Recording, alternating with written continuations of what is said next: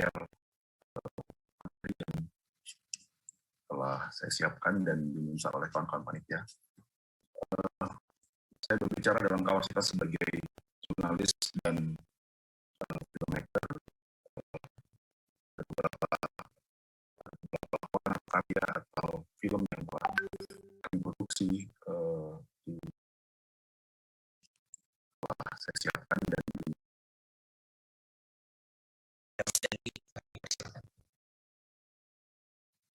terima kasih Bung Fat, Kakak Elvira, Pak Gabriel, Bung Felix Wanggai, dan kawan-kawan di forum ini.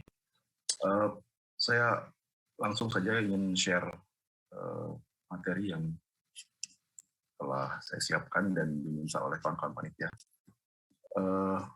Saya berbicara dalam kapasitas sebagai jurnalis dan filmmaker.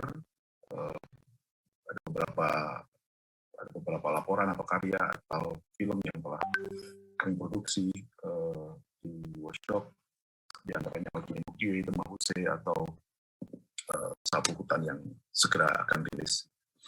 Saya diminta untuk membahas dari sisi kemanusiaan dan ekologi, dan saya pikir beberapa hal yang akan saya sampaikan sudah diketahui cukup luas karena pendekatannya ya empirisme dan laporan-laporan yang sudah muncul di publik. Tapi sekedar ini memberikan sebuah frame bahwa apa yang terjadi di Papua saat ini tentu bisa dilihat dari banyak perspektif seperti yang disampaikan oleh kawan-kawan dari UGM tadi, bahwa ini situasi seolah-olah ada echo chamber, di mana setiap chamber bicara dengan crowd-nya sendiri-sendiri.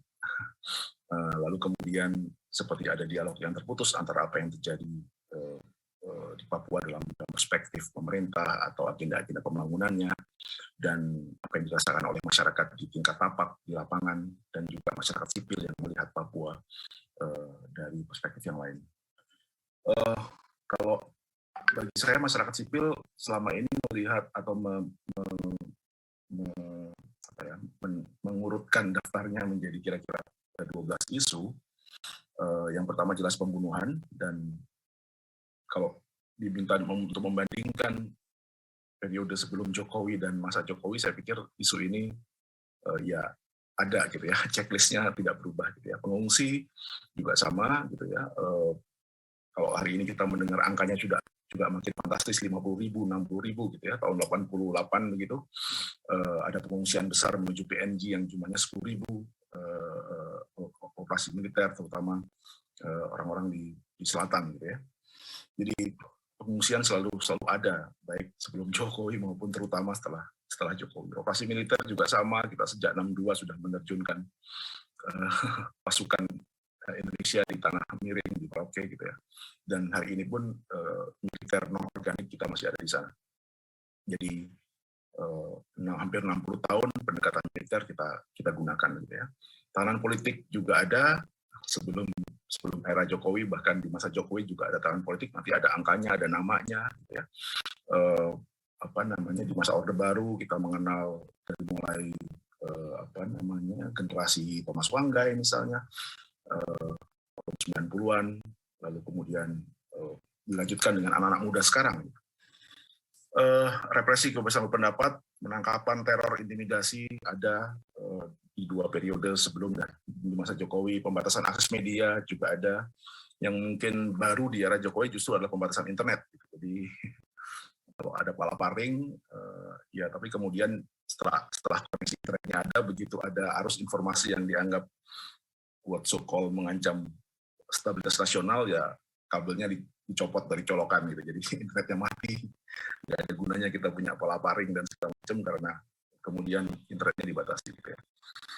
Persekusi dan rasisme kita menemukan dari masa ke masa, eksploitasi lingkungan, konflik agraria, ketegangan horizontal, termasuk terkait dengan politik demografi, dan terakhir adalah utang kasus HAM masa lalu. Setiap rezim menanggung utang dari rezim sebelumnya. Ya. Jokowi juga akan meninggalkan utang, mulai dari kasus Paniai, Deyai, hari ini Intan Jaya, Duga, dan segala macam, yang akan ditanggung oleh pemimpin setelahnya. Seperti halnya Jokowi menanggung dari SBY, dari Soeharto, dari Soekarno. Jadi ini repetisi yang nggak pernah selesai di Indonesia. Berikutnya apa sih yang berbeda? Jadi ketika tadi disampaikan bahwa ada pendekatan pembangunan, pendekatan sumber daya manusia, otonomi dan segala macam, apa sih yang berbeda begitu ya? Saya pikir tidak ada yang berbeda. Gitu ya. Mungkin di bagian detailnya atau mungkin eskalasinya begitu. Tapi mari kita lihat dulu secara prinsip gitu. Apa yang bangun konsep apa yang berbeda dari periode-periode sejarah di Papua. Ya, sejak era Belanda mereka juga melakukan pembangunan fisik. Pembangunan SDM juga dilakukan gitu kan. Bahkan kalau teman-teman Papua menyebutnya ya mungkin dalam konteks satir atau menyindir ya juga lebih dahsyat gitu, pembangunan sumber daya manusianya gitu ya. Otonomi juga ada, bahkan puncaknya adalah pengibaran bintang kejora bersamaan dengan bendera Belanda sebagai pengakuan gitu ya. Hal yang juga pernah dilakukan Gus Dur kemudian mundur di periode setelahnya gitu ya. Jadi bahkan kalau kita bicara pendekatan militer, orang Papua tidak punya memori soal itu. Sering satir juga disampaikan bahwa jumlah orang yang mati di masa pendudukan Belanda hanya 6 begitu. Sementara kita di catatan Amnesty International 10.000 sejak 62. Jadi ini bangunan besarnya. Detail-detail soal BBM satu harga, soal panjang jalan, berapa soal dana yang digelontorkan itu menyusul. Tapi intinya pendekatan besarnya apa yang berbeda? Tidak ada yang berbeda. Kita sudah mencoba dan melakukan semua hal dan kita mendapati situasi yang tidak membaik, begitu ya. Berikutnya tentu kita akan mulai dengan pembunuhan ya, sesuatu yang sangat esensial ya. Nggak ada poinnya kita bicara soal ketahanan pangan, indeks pembangunan manusia, jumlah sekolah, rasio dokter kalau orang bisa mati kapan saja tanpa pertanggungjawaban hukum dan menjadi presiden terus-terusan. Saya pikir tidak ada conflicting soal angka di sini. Semua laporan-laporan sudah menunjukkan statistik yang sama kira-kira begitu, walaupun dipotret dalam periode yang berbeda. Gitu ya. Saya pikir ini sudah menjadi pengetahuan umum kita semua tentang baik itu kematian akibat konflik bersenjata dari dua pihak, TNI dan gerilyawan, terutama warga sipil, maupun yang dikategorikan unlawful killing yang memang hanya mengorbankan masyarakat sipil. Ya kalau kemudian belakangan dikatakan bahwa atau ada komunikasi atau ada publikasi bahwa ada serangan-serangan terhadap fasilitas sipil dan segala macam, saya pikir situasi di lapangan tidak hitam putih seperti itu. Saya cukup lama meliput perang di Aceh selama 2 tahun di masa darurat militer, jadi saya tidak melihat ada pola yang berubah gitu ya. Di Aceh juga menggunakan sekolah, menggunakan fasilitas kesehatan untuk kepentingan tempur, dan di Papua juga hal yang sama digunakan, sehingga kemudian ya jelas kalau kita bicara tentang Konvensi Jenewa gitu ya, atau hukum perang, yang terjadi adalah tidak hitam putih seperti yang kita terima di Jakarta. Memang aparat keamanan juga menggunakan fasilitas-fasilitas pendidikan dan kesehatan sebagai pos, karena memang di pedalaman inilah bangunan permanen yang ada selain gereja. Tidak mungkin menggunakan gereja, jadi bangunan permanen selain gereja ya sekolah dan puskesmas. Jadi yang paling bisa memberikan rasa aman dengan cepat sebagai pos militer itu yang digunakan, dan saya pikir ini yang kemudian menimbulkan atau mengundang reaksi dari kelompok kombatan yang lain, sehingga peperangan terjadi di fasilitas-fasilitas sipil, pelayanan kesehatan dan pelayanan umum, sehingga kemudian terjadi korban yang selama ini kita dengar. Pengungsi tadi sudah disampaikan oleh Kak Elvira, dan saya tidak ingin menambahkan, dan memang faktanya angkanya seperti ini. Sekali lagi tidak ada konflik soal angka karena time frame-nya berbeda, dan fokus penghitungannya di beberapa daerah juga berbeda, tapi sebesar ini kira-kira gitu ya IDPs kita. Tadi saya sebutkan pernah ada peristiwa 10.000 orang menyeberang ke Papua Nugini tahun 88 gitu ya.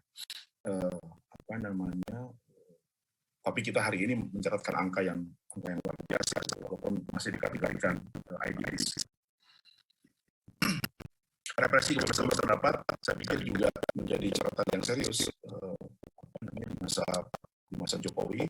Laporan Tapol dan Veronica Koman yang dikumpulkan dari informasi lapangan dan juga clipping media menunjukkan angka yang fantastis, terutama ketika terjadi gelombang antirasisme di Papua yang dipicu insiden dari asrama mahasiswa Papua di Surabaya, dan kemudian menyebut sebuah krisis politik dan sosial di Papua dan di beberapa kota di mana mahasiswa Papua sedang menempuh pendidikan.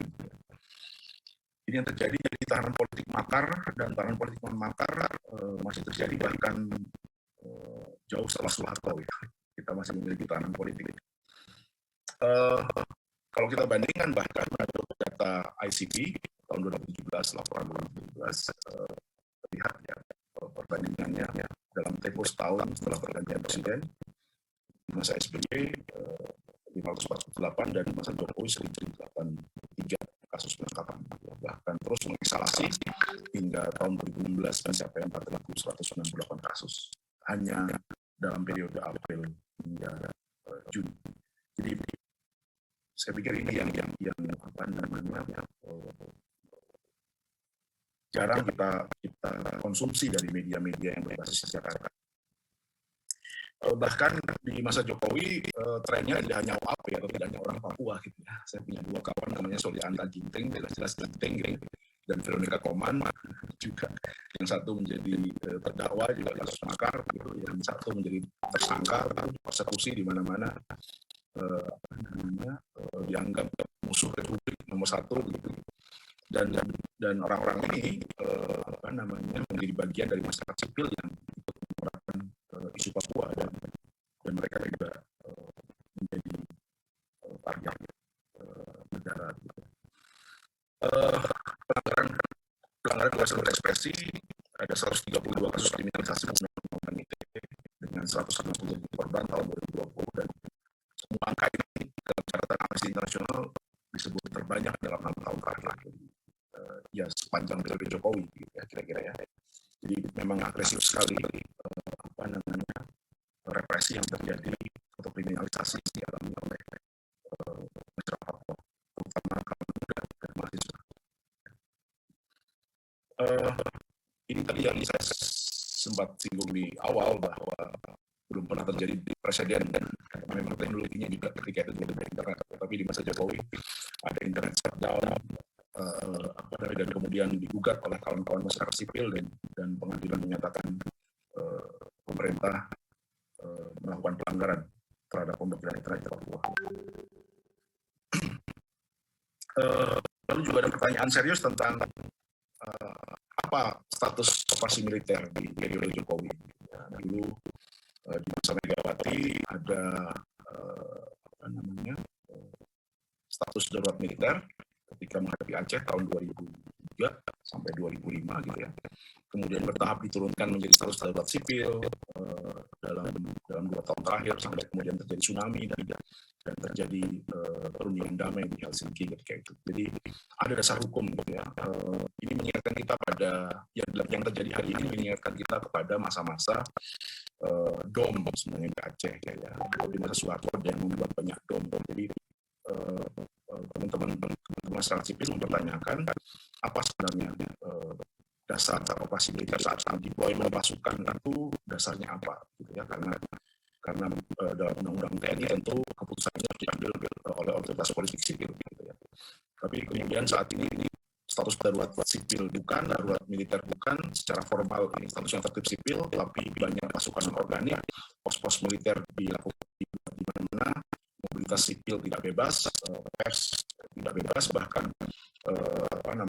pers asing juga tidak bisa meliput di Papua dengan leluasa seperti halnya meliput di daerah lain, meskipun statusnya sama-sama dalam status tertib sipil.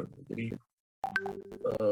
disebutkan kemudian bahwa pemerintahan Joko Widodo sedang membuat daerah operasi militer, membuat dom baru gitu ya, seperti halnya operasi Jaring Merah di masa Aceh yang dilakukan pada era Soeharto. Jadi tanpa otoritas sipil yang terjadi di Papua hari ini ya adalah sebuah daerah operasi militer seperti halnya di masa Orde Baru atau Timor Leste ketika itu. Sebenarnya memang semua orang juga merasa aneh melihat indikator kenaikan indeks pembangunan manusia, indikator kemiskinan, indikator daerah tertinggal dan lain sebagainya. Melihat fakta bahwa ya Papua adalah satu-satunya yang masih kaya sumber daya alam kalau dibandingkan dengan semua daerah di Indonesia yang sudah dihabisi oleh Indonesia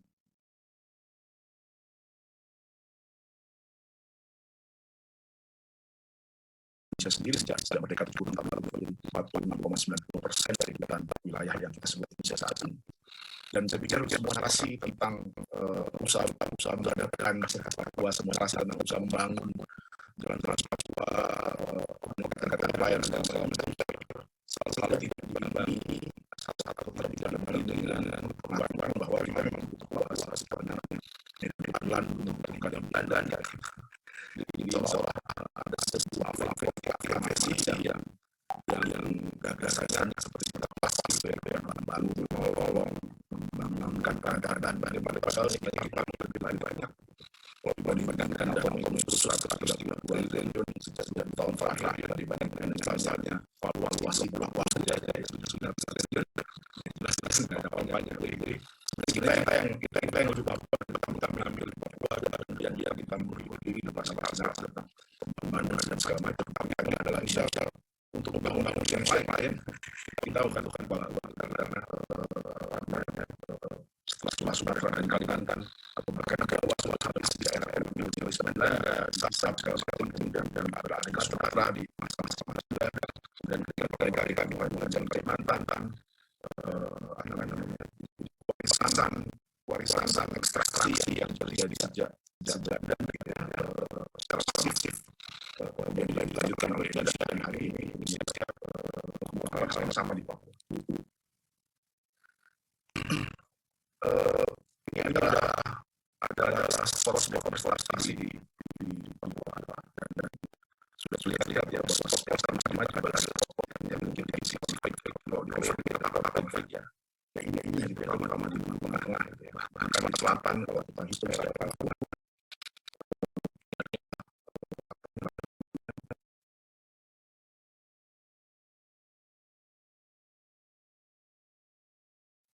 titik yang memang sedang terjadi.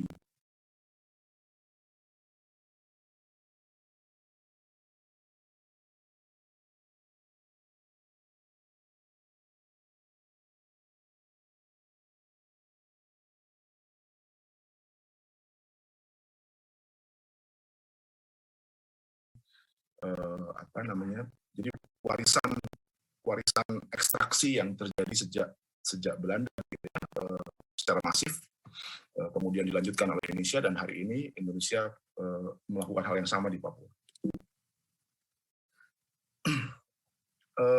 Ini adalah spot-spot deforestasi di Papua dan sudah terlihat ya bahwa spot yang sama juga adalah spot yang memiliki tensi konflik. Kalau di overlay dengan peta konflik ya ini gitu ya, terutama di Pegunungan Tengah gitu ya. Bahkan di selatan kalau kita hitung sejak era 80-an gitu. Ini adalah titik yang memang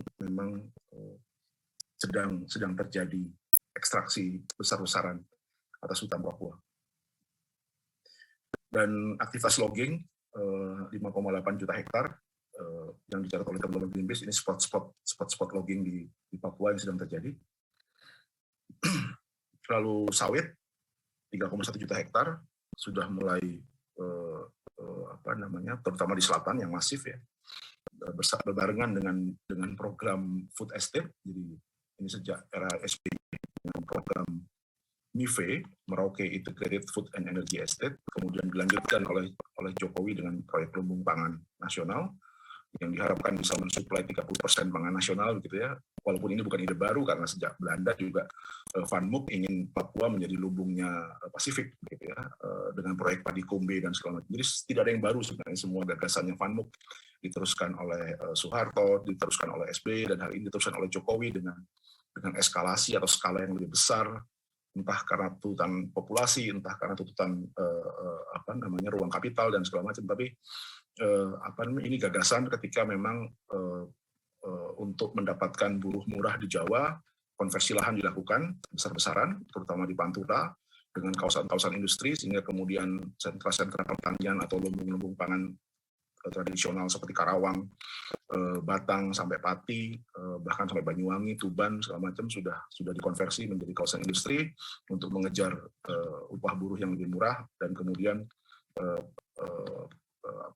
lumbung pertaniannya atau lumbung pangannya dialihkan ke beberapa daerah seperti Kalimantan, di Kalimantan Tengah, termasuk Papua, gitu ya, dengan gagasan yang saya pikir lagi-lagi tidak partisipatif. Masyarakat yang mengkonsumsi sagu, daerahnya akan digunakan sebagai pusat penanaman beras, gitu. Itu sama dengan mengkonversi sawah-sawah di Jawa menjadi ladang gandum, mungkin kira-kira begitu ya, karena kalau kita komparasikan makanan pokok dengan makanan pokok. Food estate di selatan ini memang juga sangat tidak masuk akal begitu ya, karena tidak ada, kalau kita bicara antropologi tentang bagaimana corak masyarakat berburu dan meramu, kemudian diminta untuk switch menjadi masyarakat cocok tanam dalam tempo yang singkat. Saya pikir juga bahkan proyek padi kombe di sekitar distrik Kurik di Merauke gitu misalnya, itu juga petani-petaninya juga orang Jawa gitu. Ada 1-2 keluarga OAP yang bertani bercocok tanam gitu ya, tapi karena ini inputnya butuh besar, butuh modal, kemudian ada perawatan, intensifikasi dan lain-lain, proyek padi kuriknya Vanmuk saya pikir juga tidak membuat ada sebuah culture shift dalam hal pengolahan tanah begitu ya. Nah, itu yang sekitar 50-an tahun aja tidak terjadi itu. Nah, tiba-tiba ada gagasan 1,2 juta hektar di era Jokowi yang kemudian bahkan sekarang menjadi 2,6 juta hektar sebagai potensial area untuk food estate gitu. Dan seintensifnya sawah tekno misalnya, kalau satu katanya klaimnya adalah 1 hektar hanya membutuhkan 1 tenaga kerja karena sudah sangat high tech begitu ya. Sudah pakai combine harvester, sudah pakai mesin planter penanam otomatis gitu ya. Bahkan mungkin pengeringannya sudah nggak memakai sinar matahari, tapi sudah memakai oven mungkin. Katakanlah 1 hektar membutuhkan 1 tenaga kerja gitu ya. Benar katakanlah. Artinya kalau merujuk ke program sawah 1 juta hektar yang Jokowi tahun 2015 yang dicanangkan bersamaan dengan panen perdana di sawahnya Medco, itu 1,2, berarti butuh 1,2 juta buruh tani gitu atau pekerja sawah gitu ya. Sedangkan penduduk Merauke hanya 300.000 gitu. Artinya ada desain politik demografi yang dimasukkan ke Papua, sehingga kemudian kalau kita kemudian bicara tentang tadi afirmasi keterlibatan AP dalam kursi parlemen atau macam-macam, saya pikir sudah akan menemui hambatan di lapangan karena itu tidak sinkron sama sekali dengan politik demografinya begitu ya. Anda bisa bayangkan kalau 1,2 juta buruh tani diambil dari Enrekang, dari Pinrang, dari Indramayu, dimasukkan ke Merauke gitu atau atau Mapi gitu sebagai daerah food estate, apa yang terjadi dengan keseimbangan politik di sana? Jadi ini sama sekali tidak nyambung gitu antara apa yang sedang direncanakan dan apa yang ada di atas kertas. Itu tentang food estate, dan jelas ini yang tidak pernah dibahas dalam semua diskusi soal Papua, terutama di chamber pemerintah begitu ya, atau bahkan mungkin di chamber akademisi.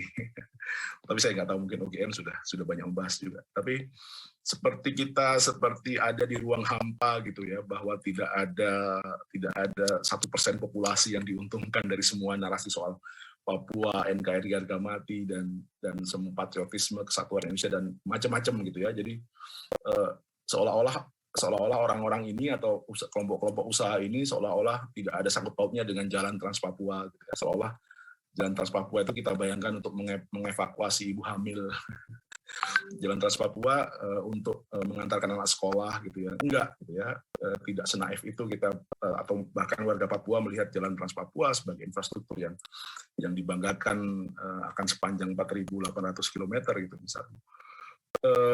Infrastruktur seperti Jalan Trans Papua seperti kita lihat di Intan Jaya yang memang masuk ke Blok Wabu ya adalah bagian dari apa yang dilakukan Hindia Belanda terhadap rel kereta api di sepanjang Jawa gitu ya. Itu adalah jalur ekonomi tebu gitu ya. Jadi tidak ada yang istimewa bagi orang Papua terhadap soal infrastruktur karena jalan selebar 9 meter atau 15 meter jelas tidak diperuntukkan seperti jalan Rabat. Jelas bukan untuk jalan angkut motor hasil bumi gitu ya, itu atau sayur gitu. Jelas itu jalan yang digunakan untuk sesuatu yang lebih besar daripada ekonomi masyarakat rata-rata. Sehingga yang terjadi di Papua hari ini adalah refleksi dari apa yang terjadi di wilayah Indonesia yang lain ya, tentang bagaimana negara mengakomodasi ruang-ruang kapital untuk mengekstraksi alam Papua bersamaan dikombinasikan dengan pendekatan keamanan, sejarah yang belum clear dan persoalan korupsi di level birokrasi misalnya. Jadi akumulasi persoalan itu yang menurut saya tidak sederhana dengan pendekatan pembangunan atau indikator-indikator ekonomi, karena di saat yang sama justru itu memperlihatkan bahwa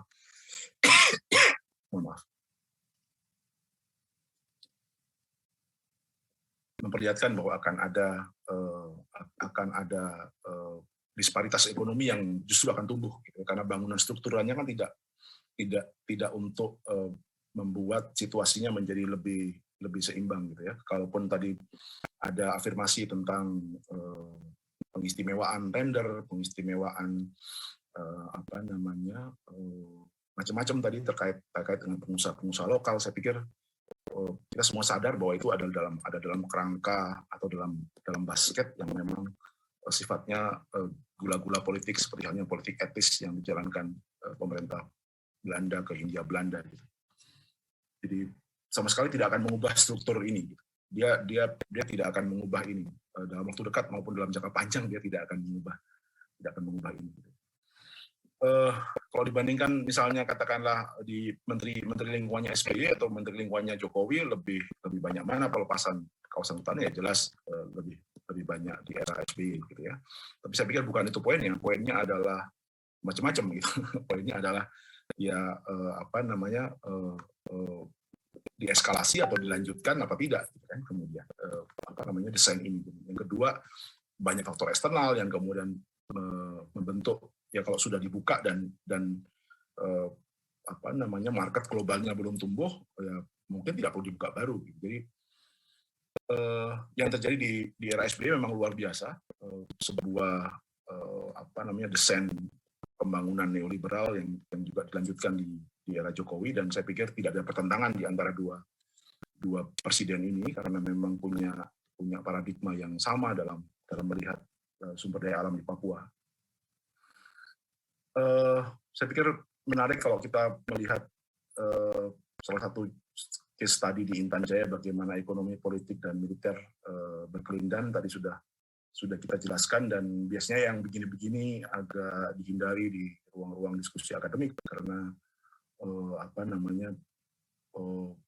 saya pikir justru ini bagian yang perlu lebih serius dilihat begitu ya, bahwa ini bukan di mana pembangunan yang baik melawan ide self determination gitu ya, sehingga freeridernya bebas tidak terdeteksi oleh radar analisis kita gitu ya. Jadi saya pikir ini bukan soal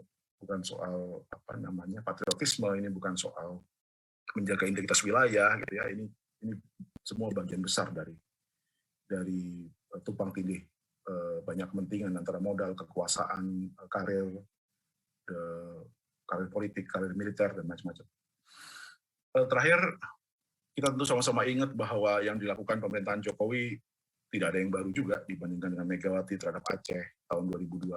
Bahkan semua ini tidak akan membantu, ini memperburuk ya.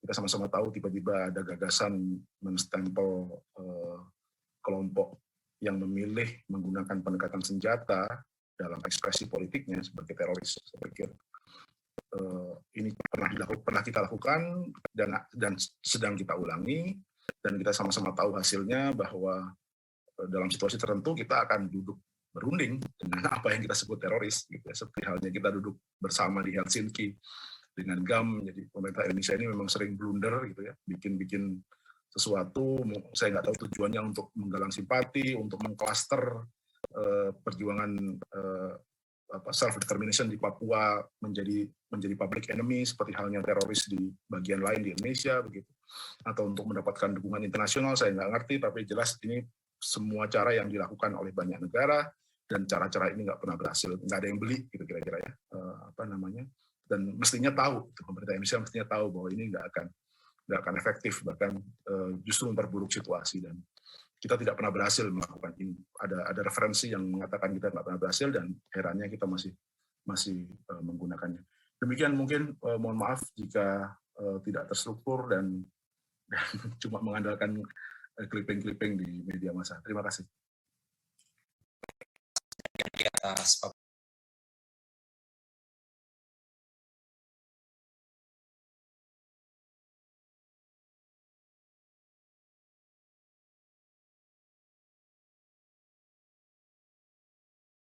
juga merasa tertarik dengan Pak Gaby tentang ini.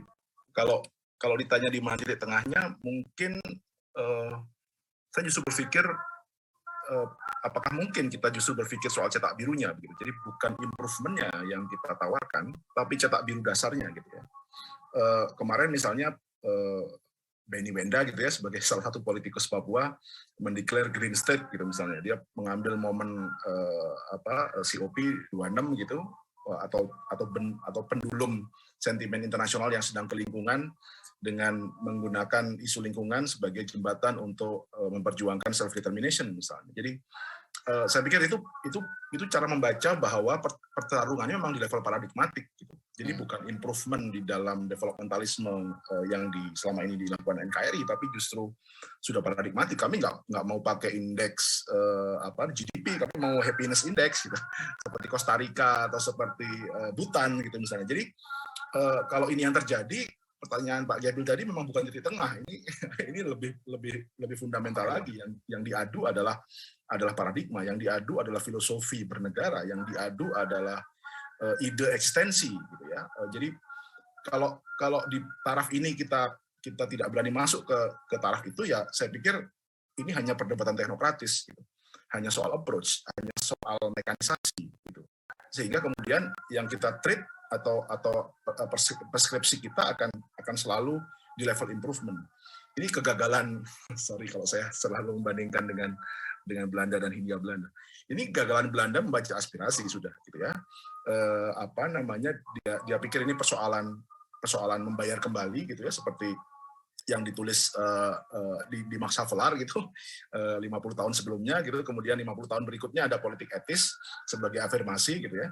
Tapi kemudian sudah sangat terlambat, karena memang persoalannya bukan di improvement dari kolonialisme gitu ya. Persoalannya adalah di kolonialismenya begitu. Di-improve seperti apapun, dikasih Volkskrant juga nggak akan dimakan oleh generasi muda kayak Soekarno, Hatta, atau angkatan baru kayak Syahrir gitu misalnya. Jadi Volkskrant mungkin cocok untuk Cokro Aminoto gitu misalnya, yang punya komparasinya adalah struktur feodal banget gitu. Dikasih Volkskrant dianggap progres gitu. Tapi untuk anak-anak muda yang nggak pernah mengalami fase seperti Cokro Aminoto, ya tentu mereka nggak akan makan itu Volkskrant gitu ya. Idenya adalah patronnya adalah revolusi Bolshevik, bukan lagi pembagian kekuasaan feodal dengan kaum republikan gitu. Jadi saya pikir kita harus mulai dengan membaca zaman ya. Hari ini anak-anak muda yang nggak ada kaitannya dengan Pepera 69, nggak pernah kenal Thomas Wanggai gitu ya, mungkin bahkan ketika Teis dibunuh belum lahir gitu. Ini anak-anak muda ini gitu. Dan kalau respon kita adalah Volkskrant, membangun Stovia, gitu. Saya pikir agak berjarak juga Pak Gaby dengan narasi besar yang sedang dipikirkan. Ini sama sekali 20 tahun otsus dengan dana sebesar itu, ya tentu variabelnya banyak ya, amtenar lokal yang juga nggak bersih dari korupsi misalnya. Tapi ada sebuah dialog yang harusnya dimulai dari hal yang sangat mendasar. Kalau tadi Kak Elvira menyatakan partisipasi, mungkin itu bahasa lebih halus gitu ya. Tapi memang harus ada sebuah outlet yang dibuka. Kalau enggak kita akan bertaruh nih, kencengan mana inletnya dengan outletnya gitu misalnya. Pania yang mungkin akan dibuka nih oleh Jokowi ya, sebagai satu kasus yang mungkin bisa meredakan sedikit tensi politik. Ya. Tapi apakah ini akan cukup? Pertaruhannya kan tinggal ini akan memoderasi atau justru akan menaikkan moral bahwa perjuangan untuk mengusut masa lalu harus lebih kencang karena buktinya bisa berhasil. Gitu ya. Kalau salah baca, kalau malah dianggap moderasi misalnya, tapi yang terjadi sebaliknya, misalnya, bukan berarti Pania yang nggak harus dibuka gitu ya, maksud saya justru harus dibuka gitu, tapi cara membaca gelagat zamannya harus benar, kalau enggak pemerintah akan merasa frustasi juga. Jadi sudah dikasih jembatan, sudah dikasih jalan, sudah dihukum satu jenderal misalnya, dikorbanin jadi tumbal untuk Paniai, masih juga misalnya bergolak, maka ketika terjadi frustasi di level pemerintah, dia akan semakin represif gitu. Seperti yang dilakukan pada Aceh kan, ketika itu kan sudah ada jeda kemanusiaan, GAM masih besar aspirasinya, bahkan perekrutan anak-anak muda terus terjadi di level komandan, akhirnya yang terjadi malah darurat militer. Jadi pendulumnya malah karena dia sendiri yang salah baca analisis, ketika responnya tidak seperti yang diharapkan, tekanannya akan makin keras gitu. Dan ini akan menjadi lingkaran setan baru, gitu. Gara-gara memang gagal membaca dari awalnya menurut saya. Itu Mbak Bim. Makasih Mas. 3 perspektif.